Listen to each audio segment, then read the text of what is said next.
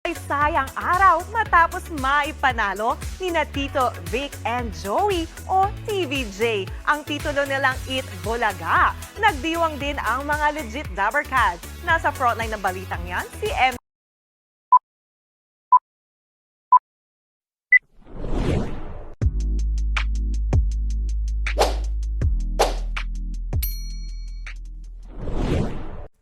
Welcome back sa aking YouTube channel para sa mga first time ng manonood. Please click mo na yan, Jeremy's TV, Manila.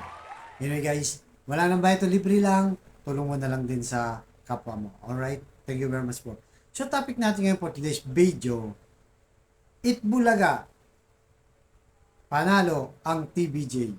So ano nga ba ang dahilan kung bakit sila nanalo after almost 1 year guys, mula nung nag-file sila. So ito pala yung mga dahilan guys kung bakit sila nanalo. So kasi guys,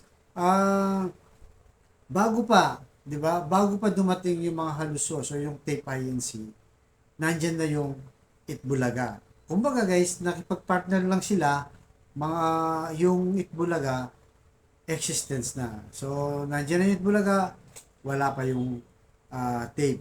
So kaya nga doon, dahil nung nagkagulo na sila guys, nung pinaalis na yung TVJ sa tape INC, nag-file sila ng kaso para nga kansilahin dahil lang gumagamit ng Itbulaga nga itong tape INC.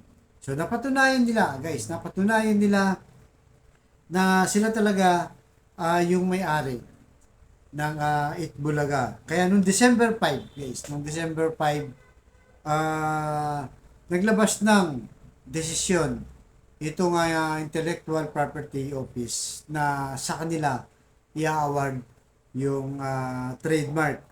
So yan ang dahilan guys, kaya sila nanalo ngayon. So eto pa guys, ang kinatigan ng international intellectual property ay yung salaysay ng TVJ. Number 1, yung salaysay, kung paano nila nabuo yung Itbulaga, sila ni Joey, Tito Vic and Joey. At napaniwala yung judge doon. Kasi nga naman, di ba, kahit naman sino, kung ikaw talaga yung lumikha niyan, alam mo yan, di ba? Gagawa ka ng kwento na kung paano yung nabuo, kaya napaniwala ang judge. Siyempre sa tape INC, hindi naman talaga sila yung gumawa niyan. Kasi bago pa yung issue na yan, talagang kinukwento, kada anniversary, kinukwento nila Tito Vic and Joey na kung paano nabuo, naisip nila yung Itbulaga. Doon, yung tape INC, hindi nila may paliwanag paano nabuo. So, yung pangalawa guys, yun na ang nangyari kasi dyan ay pinarehistro nitong tape INC. Mga late na, mga 2012, mga ganong year na. So, matagal na nag-e-ere. Pinarehistro nila yung trademark nga sa Intellectual Property Office para siguro walang makaangkin na kaso. Sila mismo yung nag-away. So, ibig sabihin sila lang yung nagparehistro. At yung katagalan na, yun na nga, nanalo na itong TVJ.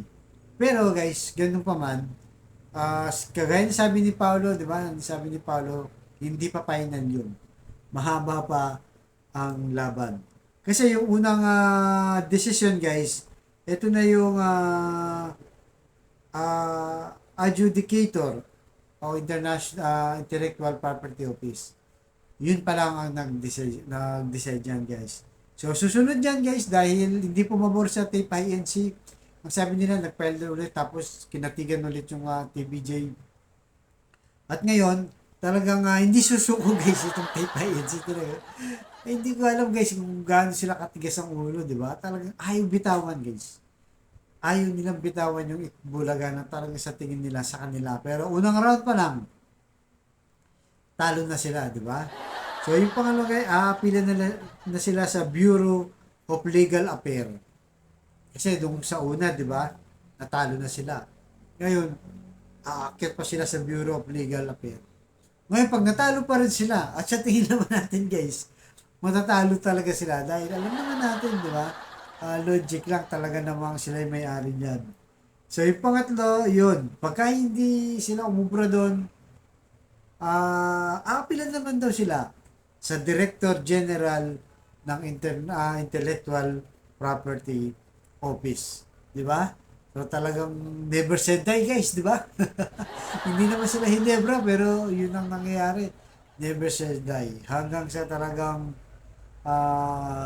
malugmok na siguro, wala na silang choice. Kaya nga, nagtataka tayo sa mga alusos, di ba guys?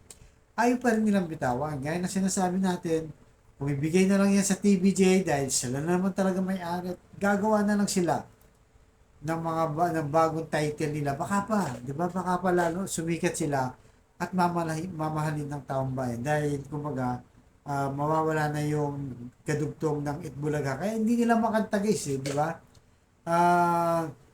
Yung TVJ kasi nga gusto nila pag wala nang gumagamit, doon sila kakanta ng Itbulaga. Pero di natin alam, baka kantayin na rin, di ba guys? Kasi nga nakansela na nga yung trademark. Kumbaga, apila na lang yung natitira. So, kayo guys, ano sa tingin nyo? Never say die talaga itong tape ayun. Sila talagang ibigay na lang, di ba? Sa TVJ dahil sila naman yung mayari. So, na ito guys, panoorin natin yung mismong balita kung paano sila nanalo at anong kinatigan ng desisyon ng intellectual property, right? Pasok! Ay sayang araw matapos maipanalo ni na Tito Vic and Joey o TVJ. Ang titulo nilang Eat Bulaga. Nagdiwang din ang mga legit Dabarkads. Nasa frontline ng balitang yan, si MJ Marfori. Hoy, alam niyo ba na 20 days na lang? Sina Tito, Vic at Joey, ang tunay na may-ari ng Eat Bulaga.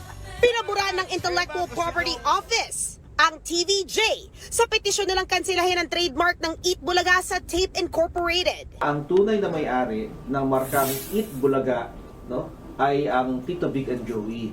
Kaya kinansila ng IPO yung trademark registration ng tape para sa pinag-aawayang mark o yung title na Eat Bulaga. So panalo ang Dabarkad sa araw na ito. Sa 16-page decision, lumalabas na may tatlong malalaking pruweba kung bakit ito sinang-ayunan ng TVJ na kansilahin ang trademark ng Tape Incorporated sa Eat Bulaga. Meron ng Eat Bulaga, wala pa ang tape. No, sinabi yun ng desisyon, no, na 1979 pa lang nandun na yung Eat Bulaga. Samantalang ipinarehistro ito ng tape mga 2011-2013. Pangalawa, sinabi na pinaliwanag ng Tito Vic and Joey kung paano nila nabuo yung Eat Bulaga na marka. At mas kapani-paniwala ito, sabi ng adjudicator. At pangatlo, pinaka-importante, may karapatan ang Tito Vic and Joey na mabigyang proteksyon yung kanilang intellectual creation. Kasunod na makasaysayang desisyon, for the first time again, ginamit na ng TVJ sa kanilang Facebook post ang salitang Eat Bulaga.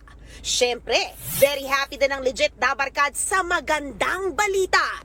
Si Ryan Agoncillo, napakomment din ng Eat Bulaga sa post na yan ng TVJ. Shinare din niya ni Maine Mendoza sa kanyang IG story. Pero ang tape, wala pa raw natatanggap na kopya ng desisyon. Sa kanilang pahayag, maaari pa raw iapila ng tape ang desisyon sa direktor ng Bureau of Legal Affairs ng IPO. At kung hindi sila mapagbibigyan, sa Director General na raw mismo ng ahensya nila ito iaapila. Gagawin daw ng tape ang lahat ng legal remedies kaugnay ng desisyon ng IPO. Pero para sa legal counsel ng TVJ, Sana lang, aming panalangin, mag-move on na tayong lahat, tanggapin natin ang desisyon ng maluwag sa ating puso para lahat tayo bati-bati ulit. No? Papasayahin natin ang taong bayan. Isang libot, isang tuwa. nagbabalita mula sa Frontline.